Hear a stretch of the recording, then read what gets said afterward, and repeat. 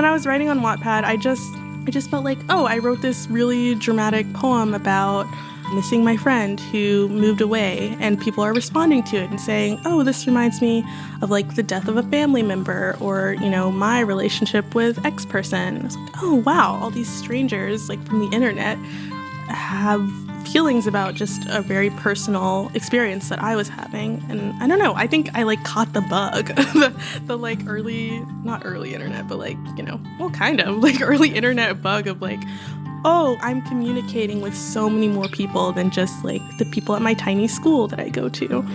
And like art can be something beyond like a school assignment. It can mean something to many different people beyond myself. So I think that was kind of the start of my needing to share and, create work. I'm Jaelynn Walls. My pronouns are they, them. I'm a member of the 2021 cohort and a third-year Ph.D. student in the art history department.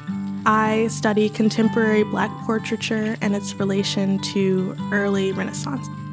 I imagine a world where kids of color can see themselves represented across art forms. Today we're speaking with Jaelynn Walls, a Ph.D. candidate in art history. During our conversation, you'll hear Jaelynn's experience exploring creative writing and how it led to an interest in curation, developing a space to discuss contemporary artists of color, breaking barriers between people and art, and so much more. Welcome to the Imagine a World podcast from Knight-Hennessy Scholars. We are here to give you a glimpse into the Knight-Hennessy Scholar community of graduate students spanning all 7 Stanford schools, including business, education, engineering, humanities, law, medicine, and sustainability. In each episode, we talk with scholars about the world they imagine and what they are doing to bring it to life.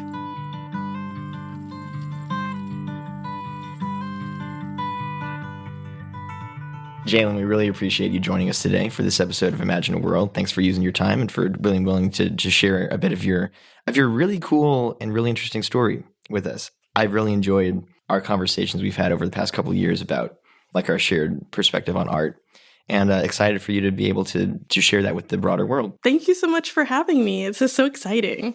How's the week been? Are you getting things kind of wrapped up for the quarter at this point? Do you have finals? Yeah, I gave 3 presentations this week, and now I have to come up with the papers related to those presentations. And so I'm writing a paper on a film called The African Desperate by the artist Martine Sims. And it's basically a satirical look at the MFA art school experience for a Black woman. Okay, wow, topical. I would say it's like a very triggering film. Oh, yeah. Personally. It's maybe not hilarious. But I'm really excited to write about it and how nature factors into the sort of cinematic landscape. Okay. Have you seen any of Rowan Ings' films? Oh my gosh, yes. Yeah. I love her so much. Oh yeah, her film was really good. Yeah, so Rowan Ings in the 2021 Knight-Hennessy cohort, dear friend of mine and a documentary filmmaker. Yeah. She studied the whales and how they explode the whales. Yeah, I know, Exactly right. So all these whales that die along shipping channels in the Bay Area. And so the film was called Sentinels, and I did the sound design for it. So all the sound was, audio from whales sort of messed up beyond recognition. And then a little bit of whale song in there just to give the people what they want. That's the Knight-Hennessy way. That's the collaboration. Yeah, with a KH. Collaboration. Between you, Karishma, I mean, we're getting a lot of the arts here. Yeah. Arts, yeah. And which I feel is probably a little bit different than what people expect from Stanford. I'm pretty sure they would probably have thought we get the engineers in here, which don't worry, guys. Don't worry. We have them and we love them. We got y'all. You'll be here. You're on the docket. But it's really good to have folks from the arts world here. It is a skewed perspective, though. We are the minority in the Knight-Hennessy community. This is true, yeah. Yeah, Karishma brought that up. And she also mentioned how helpful even being in an interdisciplinary space can be, even though being in the minority from a topical perspective is a reality at the moment. So glad to have you here with us. And before we talk about your Imagine a World statement, which is very thought-provoking and is even reminding me of Kay's Imagine a World statement from the first episode, but again, we'll get into that. Let's talk about the world you're born into and the world you've experienced thus far. So, Jaelynn, where are you from and what was your journey here? I'm from Houston, Texas. H-Town? Yes, H-Town. Get down. I was born and raised there. I was born in 1998. amazing year. What a great year. Thank you. A lot of good movies, a lot of Disney and Pixar films were really popping off at the time. Golden era. You mentioned movies in Pixar. Yeah. What are the ones that come to mind for you when you think about that year? I don't know that year specifically, but growing up, Toy Story was the most important film to me. I think the scene where Woody has to get fixed up by the toy repairman pretty much defined who I was as a person. Yes. I was like, something about the cotton getting sewn in was like so important to me. Visual ASMR. Yeah. Indeed. They were so avant-garde. The Lion King. I was homeschooled, actually, not by my parents, but we called it homeschooling because I had like 6 classmates. And whoever did the best, both, socially and also like in academics early in the day, got to pick the movie that we watched during lunch. And I was unfortunately always doing wonderfully. And I would pick The Lion King every single time until one day this girl, Kiana, goes, "We're not watching The Lion King, Jaelynn." Wow. I don't care. Strongly We're not worded, watching Kiana. it, literally. So I had to repress my love, but The Lion King was very important to me. Being homeschooled was a little bit strange, but I didn't know that it was strange. I feel like I got to embrace my love for writing, my love for reading very passionately, very intensely early on because there just were not a lot of students. And so my teacher could sort of see, Mrs. Bailey, shout out. Shout out to the teachers. That I had just a big love for like words, vocabulary, reading, storytelling. And she just kind of let me do it. She was like, like you got the math covered. Like just sit in the corner and read. So then when I went to public school in the 3rd grade, I found myself kind of confused as to why I couldn't read all day and like do whatever I wanted. Sure. But I still like carried that love for literature with me home and art and just being creative in any way that I could. My parents really embraced that when I was growing up. I feel like they kind of let me explore whatever I wanted to do if they had the means to let me do so. I was definitely a kid who did everything. Like my sister and I, we were in gymnastics, ballet, thank you, flute, cello. I played cello growing up. I did karate. I just we were all over the place. I think my parents maybe didn't have the opportunity to like branch out and do all of these things when they were kids. And so they kind of just let me and my siblings do whatever occurred to us, which is really nice. Around middle school, I started writing much more intentionally. I don't know if y'all know what Wattpad is. What? Wattpad. Like as in the measure of energy? Like no. Or what? Like as in, or whatever. Well, it is spelled W-A-T-T. Okay. Run us through the Wattpad. the Wattpad. I had a leap pad. I had a leap pad too. Leap pad was where it's at. You know what I'm saying? Yes. I used to tear leap pad up. Yes. Absolutely. Check out the cartridges from the library. Oh yeah. Oh yeah. Man. Absolutely. Nostalgia. Sorry. I also had a leap pad. Okay, yeah. Wattpad. No, Wattpad was this website. Wattpad. It was a website where you could just upload stories, poetry. It was a lot of fan fiction. It was right around like 2011. So it was a lot of like Harry Styles is making out with another member of One Direction. Right. And you could rise in the ranks of Wattpad and have followers and things like that. And I started uploading really melodramatic poetry to Wattpad, and I became, what was called a quote unquote Wattpad famous. Okay. I had like several thousands of followers, like leave comments on my poems and things. And so I thought I was like, I can't believe I'm Maya Angelou. Yeah. This is crazy. I'm 12. Did you find that the response to your poems made you write differently? No. I've been talking a lot about this actually in the different art history courses that I'm taking about if artists can consider themselves artists if they don't share their work with anyone. Yes. If they're writing for themselves, if they're painting for themselves, are they an artist? And I think the answer is like very much yes. And also I think that writing for yourself, creating work for yourself is like also a very queer practice. But I think there's something about like trying to develop your work in solitude and having a sort of self-contained practice that isn't performative Sure. or responding to something outside of yourself.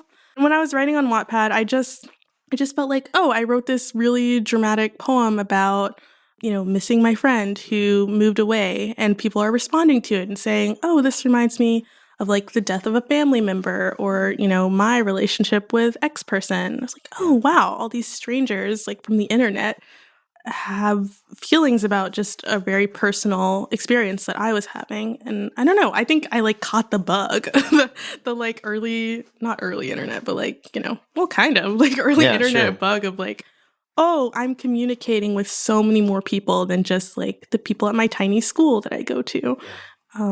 And like art can be something beyond like a school assignment. It can mean something to many different people beyond myself. So I think that was kind of the start of my needing to share and, create work. So it's funny you mentioned being homeschooled because we have a connection there. I was homeschooled. Really? Really? Yeah, I was homeschooled from first grade until high school graduation. Honestly. Really? Yeah, actually. So the whole time. No idea. Yeah.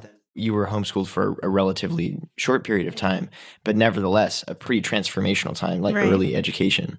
Did homeschooling affect the way that you found community or searched for community? I think so.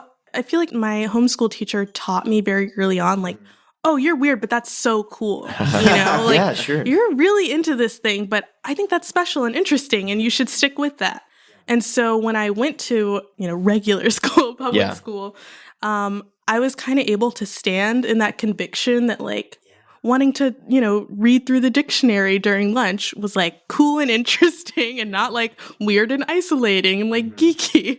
Or even if it was, like I didn't care because I could feel that I was like learning new things, and I was taught that learning new things is like the way to move about the world in a meaningful way, I think I just, sort of gravitated towards like other weirdos, especially, I went into my school.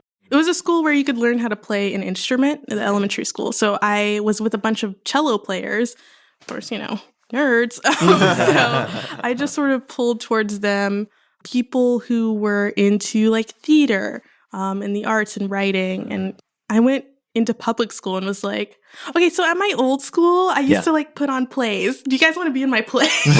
Right. And it's like, that was a weird thing to do. Yeah. But I sensed that it was fun and I could pull people into my fun or like what I thought was fun. So I'm extremely grateful for my homeschool experience. I think I'd be like a completely different person. Yeah. I feel the same way. A lot of what you said resonates with me. I think the freedom that it gave me to sort of pursue passion projects in the way that it sort of taught you to do that gave me like a depth of experience and so much time to put into guitar playing and music for me.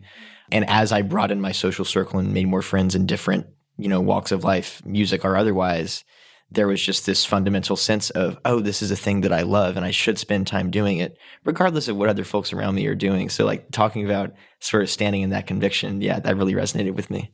Talking about your interest in cajoling people to join your plays, it also reminds me of what Karishma mentioned in our last episode around how she was dancing all the time, and sort of dancing was sort of the entryway into art for her and storytelling. And as a result of that comparison, I'm wondering for you, how do we get then to like art and art history and just pursuing that as a formal education, undergrad through grad school? From Wattpad to the stage. Exactly. So when it was time to go to high school, I applied to the High School for the Performing and Visual Arts in Houston, which is a well-known performing arts school. It's kind of selective. So they had just started a few years prior the creative writing program. And, I was getting encouragement from my teachers in middle school. Oh, you're a pretty good writer. You could try to do this.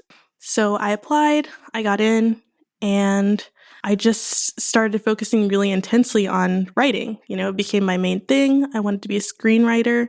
The setup of the school is that you would work on your art area for 3 hours a day and then take regular classes for the rest of the day. So I was doing a lot of writing. At the same time, the visual arts kids at my school kept talking about how they were on this thing called a teen council. at the Contemporary Arts Museum in Houston. I was like, oh, all the art kids are kind of weird. They seem like a lot of them are queer. Like, I want to hang out with them. So I applied to be on the teen council at the Contemporary Arts Museum in Houston as a writer. I wanted to write for their Tumblr blog. I was like, I don't know anything about art. I don't Tumblr. know anything. Yeah, I know. Yeah. Might need to explain that term. Oh my God. For their blog, their Tumblr blog. Sure. I was like, yeah, I don't know anything about art or art history, but I can definitely write. And it'll give me opportunity to hang out with these like weird art kids that I think might be like my group, you know, my community. So I started doing that. And at the same time, the museum was run by a curator, Valerie Cassell.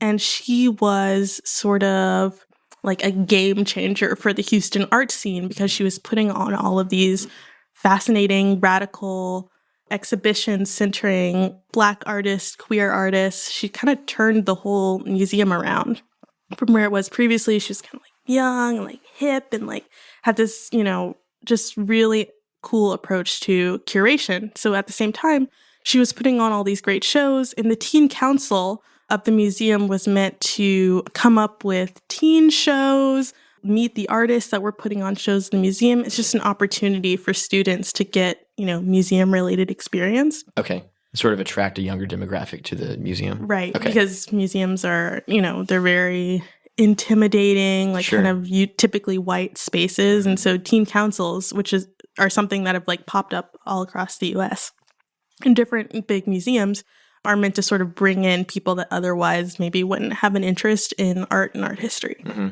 So, you know, I'm writing for the Tumblr blog, I'm having fun, but I'm also finding that all of these artists and their works are really interesting and like are sort of pulling me towards them, especially as I'm writing about them and meeting them and interviewing them for the Tumblr. And I kind of just fell in love. I completely fell in love with the idea of curation, art history, and a lot of it did involve writing. So it felt, you know, kind of close enough to what I was already interested in. So that's how I got into art history. And I realized, you know, I started talking to Valerie. She became kind of a mentor to me. And I realized if I'm going to get into this, I have to study art history in college. And then after that, if I want to be a curator, head curator, I'm going to need a Ph.D., my goodness. So yeah, I ended up at the University of Texas at Austin in the art history department. Hook 'em horns. Oh yeah, hook 'em horns. Obligatory horns down from LSU. Oh my goodness. I'm from Bama, so you know we might see you on the playoff. We might see you on the championship. So you know, Yeah, I went there with my best friend and had a rip-roaring time, and I just got so deep into art history, but I still had this sort of love of creative writing, the less academic, scholarly, you know, create a citation type of writing. Yeah. And so I kept that in my back pocket for a little bit, and then maybe we could talk about where that led to. Yeah, happy to talk about where that led to, because I think just in knowing a little bit about your story and just how you navigated the space on the teen council, was that the start of Art in Color in a way? I started Art in Color my second year of college. So, I mean, indirectly, yes. Yeah, but second year of college, yeah. For the folks out there, what is Art in Color? Art in Color is a YouTube channel that I have where I discuss contemporary artists of color and their practice and different scandals in art history, and just try to communicate in like an accessible way in a digital space about art and art history, and just try to pull people in who maybe otherwise wouldn't encounter this type of work. When I got to Stanford, I made so many videos my first year. I was feeling really motivated. I would Knight-Hennessy helped me out a lot in terms of like connecting me to someone to edit my videos and like funding, things like that. And then my second year, things got really intense. And I was like, whoa, grad school is hard. And I took a hiatus. And right now I'm kind of on the hiatus, but I have started talking again to my Knight-Hennessy friends and cohort and everything. And I'm going to relaunch the channel. Yeah, because you pitched it at the Keystone Ideas Festival, and I don't know if you knew this, Taylor, at the time, Jaelynn said that, I think you said you had 5,000 subscribers. You're doing our research for the episode. You're almost at 10K. Or maybe you're trying to get an additional 5K. But It's no small following for Jaelynn on art and color, and we would encourage folks who are listening to check that out. We'll include that in the show notes. And I feel as if something you said about doing art and color, I've only taken like a survey of visual arts class, and that was senior year of college, but I felt very empowered because of that class to have language to describe like what was going on in a piece, and like using vocabulary to say, oh, like, I don't know, rhythm or something like that. And like composition. Yeah, or something like that. Or just to be able to discuss art in a way. And I think something that you said, it might not have been art and color, but it's somewhere in the research we did on you, where I remember you saying that art like belongs to people. Mm-hmm. And I found that particularly interesting because even as I was watching more of your videos, it sort of continued to ground me in like what the artist is trying to do in terms of like letting you know about who they are and like how can you engage with that. And as you mentioned earlier about just art and museums being places that are traditionally white and maybe highbrow, how do you think about bringing people into a conversation that they've always been a part of but have never been aware of their need to participate? Yeah, absolutely. I think there is this idea that museums are a space where you can see very large, Renaissance type paintings of like beautiful white women and like philosophers and things like that. Or, people in war. Lots of boats. Yes, lots of boats. Lots of landscapes. For sure. But the truth is there has been such a huge movement recently to try to engage with artists of color, people who are creating work about, their experiences, their own identities. And that's an attempt to bring in people who otherwise wouldn't visit museums. I think, sounds like me. Art does belong to the people. Museums are spaces where art is brought out of storage in order to have engagement with a public. It's not like, when someone buys a work of art and then it either goes in their bedroom or it goes into storage so that it can accrue value, which we can't get into that. I kind of wish it was a video podcast because that was like probably the hardest hour while I was seeing it. It was so funny. I'm so sorry. You're good. I saw the whites of your eyes there. I'm Jaelynn. so sorry. I could feel my face doing that. Anyway. But I think to tear down the illusion that there is some sort of barrier between people, especially people of color, and art, I think is one of the main points of the ethos of my personhood, essentially. I just am so drawn to artists that are creating meaningful, often extremely personal work about who they are, typically as people of color, and allowing people to bear witness to these works and engage with them in a meaningful way, not only for themselves, but also for this sense of community and understanding that there is a certain level of universality to a lot of the struggles that, an individual may have. You spoke a little bit about getting to Stanford and being very productive and then moving into a space where sort of the challenge of Stanford, the challenge of grad school and life.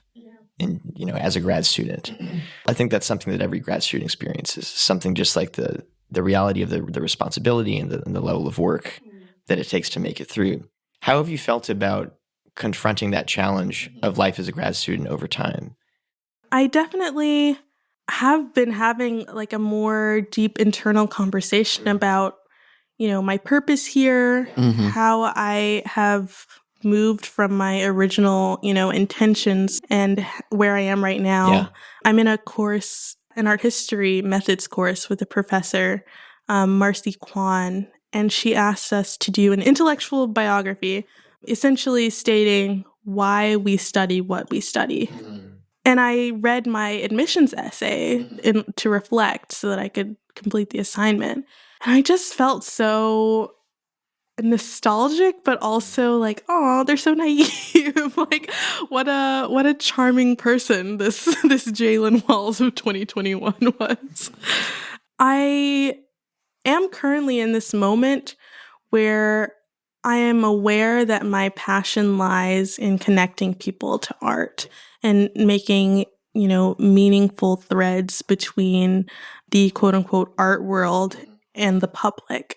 Simultaneously, I think trying to bridge the gap between my previous passion for that and my ability to have action towards that, and then my present moment being fully aware that there are limits to this is kind of where I am right now. Yeah. I think just, what you said, the reality of the situation of I'm just one person. And even having access to all of these wonderful Stanford connections and blah, blah, blah, there are limitations to my ability to change the world for the better. But I need to hold on to the idealism of, first year Jaelynn. And in order to drive myself towards making even marginal amount of change. Sure. And marginal change is more than no change. Speaking of idealism, I do want to make sure we get time to talk about your imaginal world statement, speaking of ideas. And I think sometimes it's interesting because I think a lot of times when people think about art history and art, they think about adults. And I feel as if what you talked about, even sort of you being, I think I remember you saying you got dropped off at museums as a kid with your siblings, with your parents, and sort of how important children are when it comes to our understanding of anything in the world. I mean, I have a daughter right now, so I'm very much so realizing she's having to learn all this stuff through me, and this making me, anyway, don't want to get into the whole thing about that, but would love to hear you talk more about that imaginal world statement, why the focus on children and kids. And we know that you just published a book. Yes. You just published a book. Love the publishing of a book. And talk a bit about how even some of that book relates to the importance of children and seeing themselves in whatever ways VR forms. Yeah, I think a lot of these ideas around who is supposed to enter museums, who is supposed to engage with art, who is art for, are built when you're very young. I think, that's why there's so much effort on the part of major museums across the country, I mean, even internationally, to bring in kids, because the ways in which we engage with art are determined very young. I mean, just like anything else, art is a really sort of exciting thing to engage with. Museums are really cool spaces. They're often in these really fantastical buildings, huge facades, amazing colors everywhere. And so if you're a kid and you come into this space and you see there's works that 100 times the size of me, and maybe there's a person of color in the painting, or there's a photograph of all these different ways to be a person in the world, or, landscapes that I've never seen before, then there's an inherent interest, an inherent excitement in engaging with the space. There's a field called museum education. Most museums have an education department that are structured to engage with children specifically, because museums are, not at their core, for children, but they function as really exciting spaces for children. And so I think to have this foundation of accessibility, excitement, direct engagement with young people, especially thinking about elementary age school children, is probably the only way that museums are going to survive. I mean, museums are supported internally, structurally by, very wealthy, older people. The volunteers that work there are retired people who have time to walk around for free and talk about art. They are funded by people who have a lot of money and have some sort of appreciation for art. But what happens when those people move on? All you have are young audiences and, younger curators who are trying to make sure that the legacy of a museum space continues on. And how do you do that? By engaging with children and making sure that there is a foundation of interest and not one of fear or disinterest from the very beginning. I mean, beyond the sort of institutional engagement, in order for the legacy to continue, I just think some of the most interesting thinkers are children, Yeah. You can talk with a bunch of scholars about a painting all day long, and then you do a museum tour with a kid and they're like, why is this color like this? And you're like, oh my God, I never noticed that. No one brought that up. Right. Yeah. So, I mean, I've had that experience dozens of times working in museums, doing tours, doing curatorial work, where it's just like, oh, that fourth grader had like a much more meaningful engagement with this work than anybody I've talked to so far. So, yeah, the creative grounds are with the children. Are you optimistic about the ability to bring in this new generation, like that the institutions, the folks in power, and also the younger curators who are creating these spaces to be more available and welcoming? Are you optimistic about their ability to bring a younger generation in? Yes and no. I'm optimistic that individual curators have passion, that museum educators have passion and interest in engaging with kids. I'm optimistic that kids will always and forever bring their creativity into institutional spaces. Simultaneously, I am a little pessimistic about the powers that be funneling finances into accessibility for kids to see museums, to engage with art. It might not be as exciting to say we can fund, museum visits for 5 different elementary schools. That's not as cool as like, what if we paid $2 million for another Van Gogh, So the answer is yes and no. So to that point about yes and no, what are the things that need to happen to make a world where the yes is more emphatic and the no is less pronounced?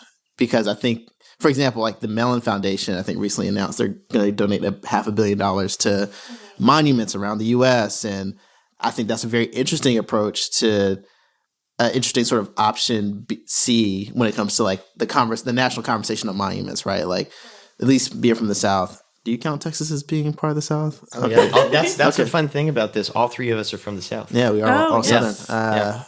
No accents. But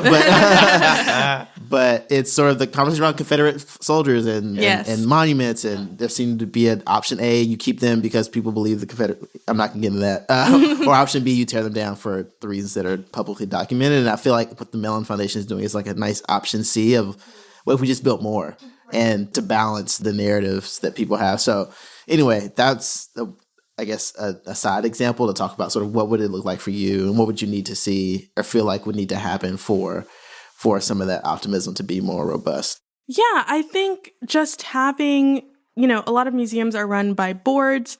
Boards are often just full of very wealthy people who do a lot of decision making about what a museum can and can't do. I think having boards, having directors engage directly with curators who have exciting ideas would just change museums so much.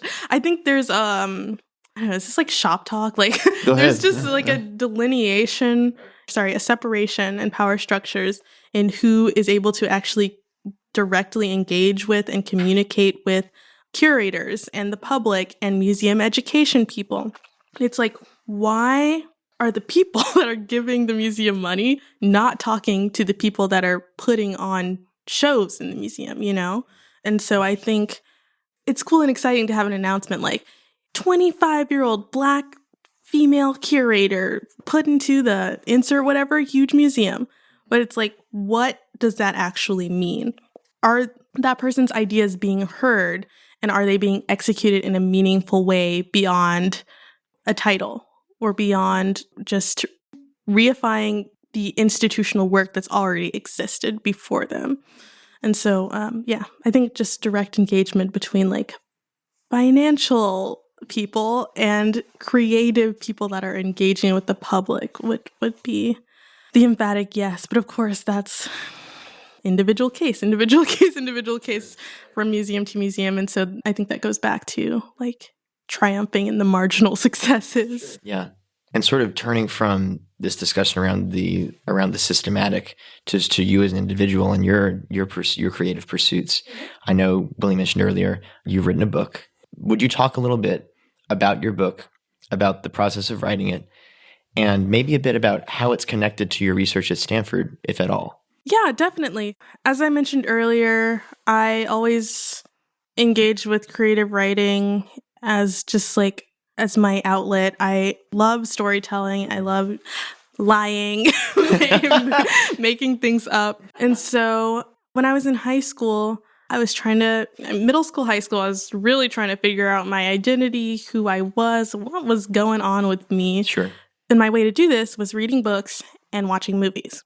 I loved watching movies, especially about queer people, gay people. And so I wrote this research paper my senior year of high school, basically just looking at queer stereotypes in American movies from the 60s to the present, which the present at that point would have been like 2016, 17.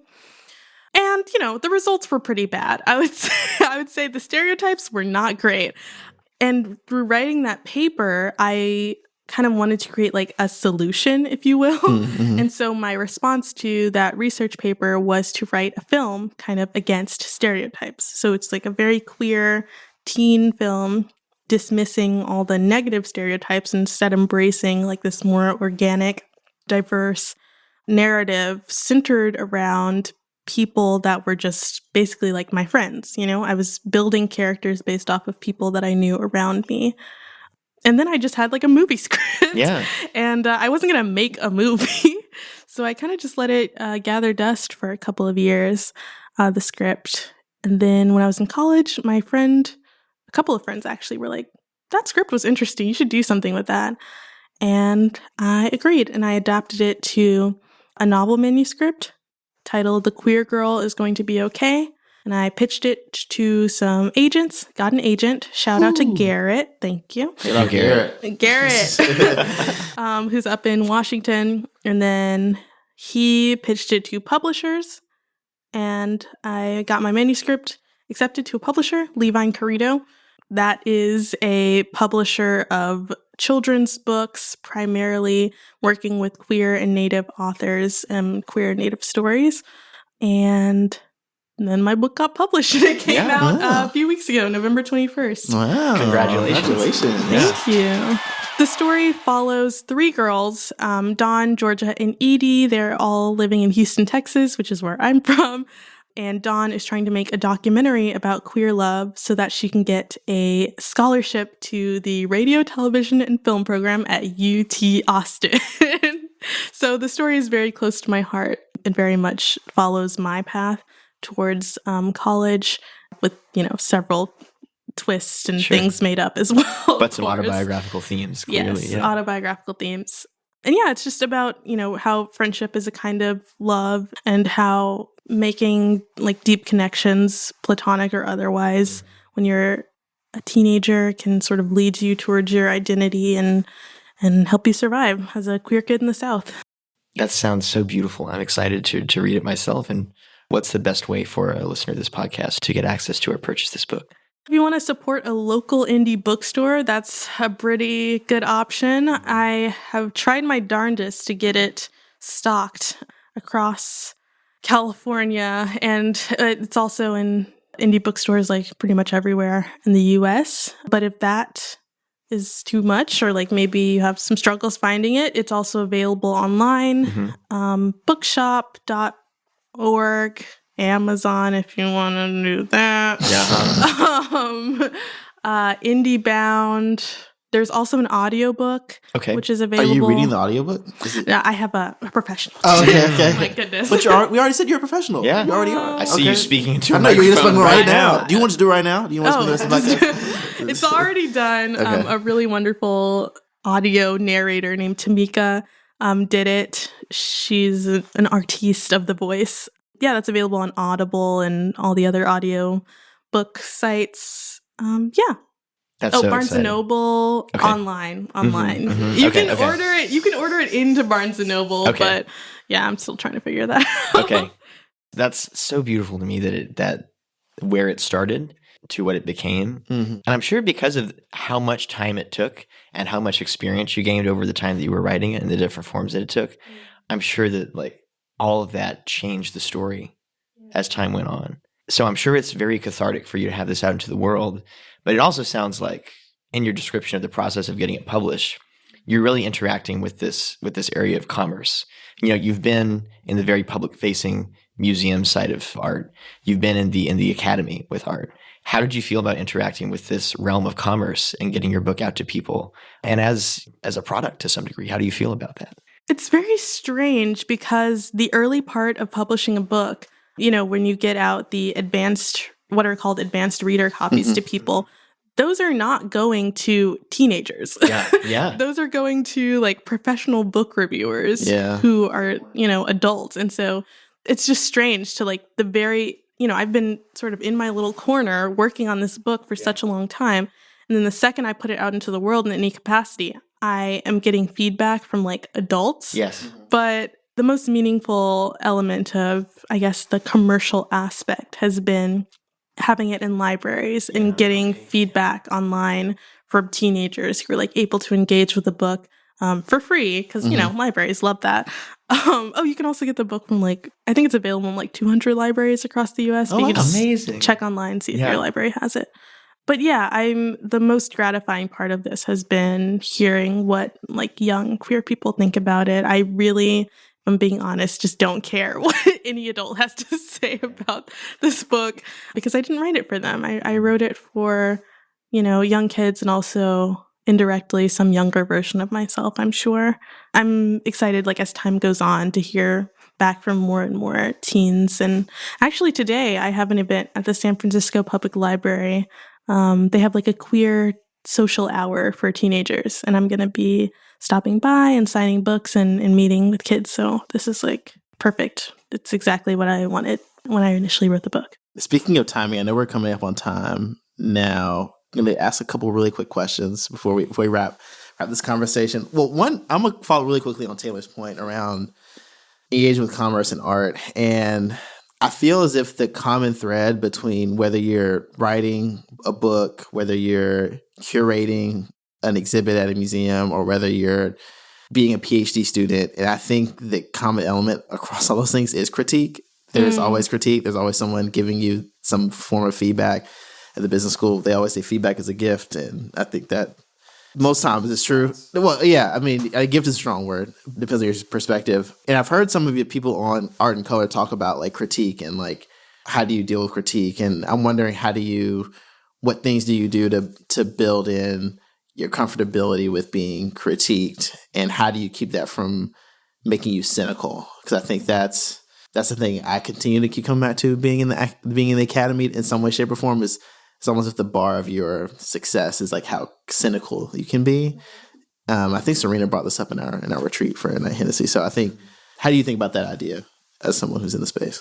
I think for creative work, it's much easier because I feel that if the queer girl is going to be okay is useful for even one young queer person, then I feel happy. I think just keeping in mind who my work is for, what my intentions were when creating it creatively has kept me feeling very positive and even motivated to write another book. In the academic sense, in the professional sense, that's tough. I think, critique can sort of beat you down to build you back up in the academy. I think I found a lot of value in understanding the person giving me the critique as someone interested in making me or my work better. I think that's my method of not getting lost in the sauce of mean quote unquote comments. I'm I think they said that because they desperately want me to be a star. I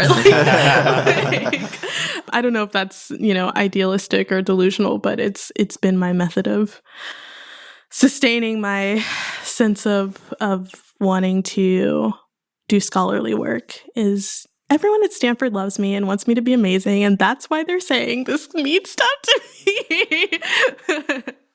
Yeah, so that's how I've been feeling about critique lately. Yeah, I think I might take that framing just to give myself some solace cognitively. This person wants me to succeed, even if what you say sounds like you don't. Exactly, yeah. And just the notion that regardless of critique, it's possible to still succeed. It's possible to hear the critique and then progress from it. The critique is not saying like, this is you in a negative light and this is how you will always be. It's more, here's something for you to think about. And that framing it the way that you have framed it would allow me to think of, okay, how do I move forward? Not just what am I right now, but how do I move forward? Yeah, that reminds me of Aaron Samuels, who came to one of my classes at the business school. He's the co-founder of Blavity and Afrotech, and he's black and Jewish. And he started out with poetry, so he's a poet for like a good part of his like early career. He made this interesting point about someone giving you a note. He said, like, someone gives me a note on like a piece that I'm working on. He said, I don't always take the feedback as given, but I do realize, or maybe it's and he realizes that what they're communicating is something is not working. And that's what he tries to hone in on, depending on sort of how someone's giving him that feedback. And so I feel like that was like an interesting way to think about it. And to your point, Jaelynn, it's like, well, if someone's giving you feedback, let's say on your book, but you realize something's not working for them, but then you don't care about the thing that's not working for them. You're like, all right, cool. Yeah. Like you keep moving, right? It doesn't feel as like personal. There's a triage to that. How severe is the problem actually? Yeah. Right. I mean, don't get me to I'll make a decision tree if I have to. But, Jaelynn, before we head out, 2 quick questions for you. This has been really great. So glad to have you here. First is, got to get into some improbable facts. It's a hallmark of the community here.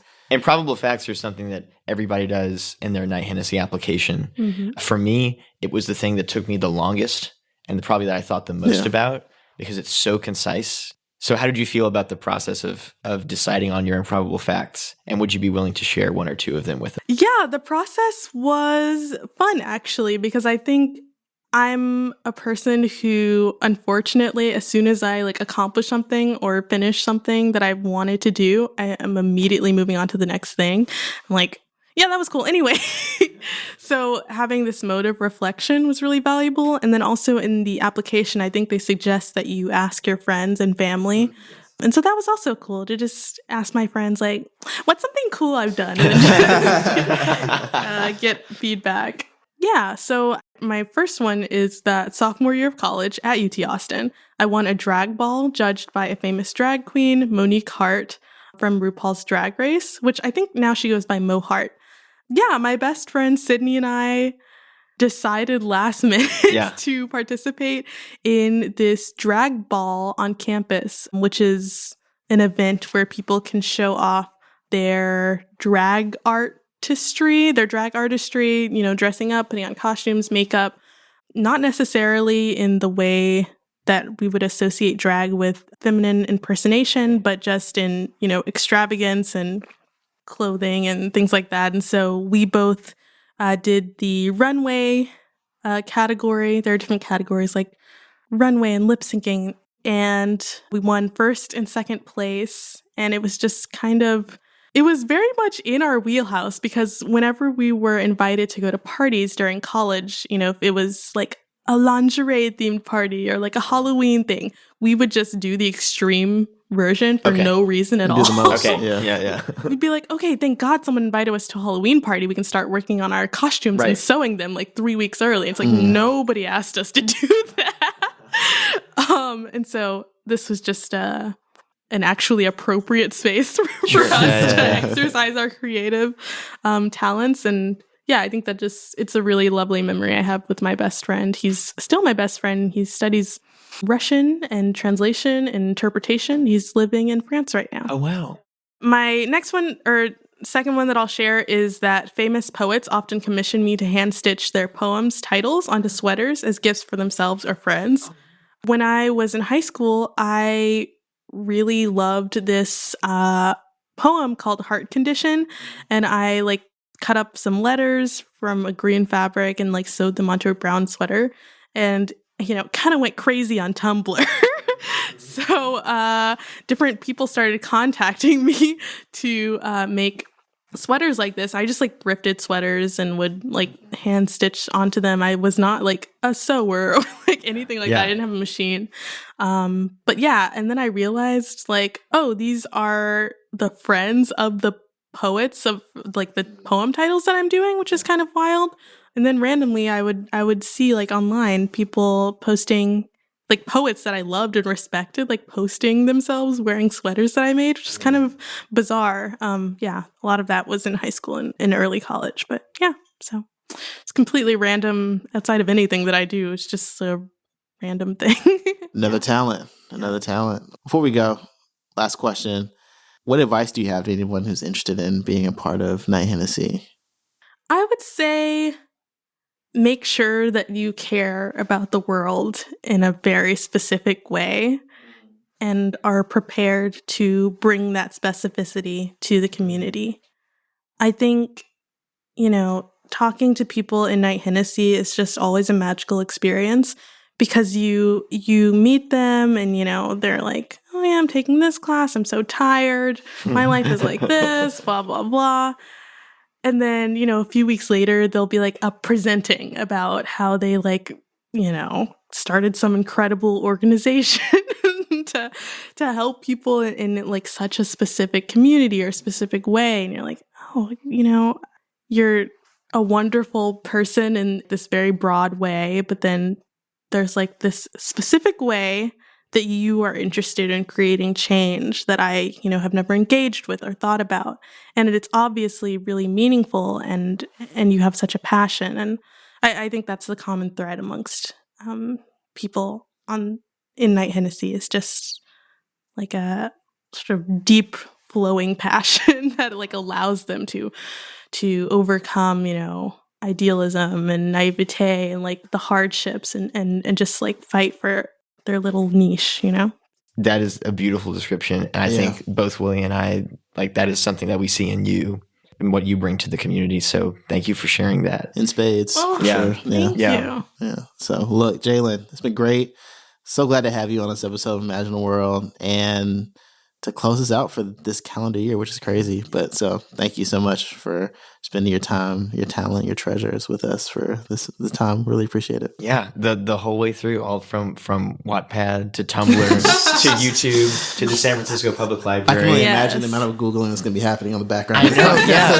Go check out Jaelynn's book. I believe, pad? you have some book touring coming up as well, right? Yes. Oh, wow. Okay. So I'm going to be holding events in Northern California, up in Oakland and San Francisco in the new year. So you can definitely keep your eyes out for that. I'll be doing some stuff in Texas, Miami, New York. So I have a website. It's Dale. Oh, my middle name is Dale. So I go by Dale when I write. DaleWallsAuthor.com. I'll be updating everything there. My Instagram is the same. My Twitter is the same. And I post on there all the time about what I'm doing, where I'm going, virtual events, IRL events. We'll put that in the show notes. Yeah, make sure that folks can have access to that through show notes and the social media. So, Jaelynn, thank you. Thank you both. All right, that's it. Woo!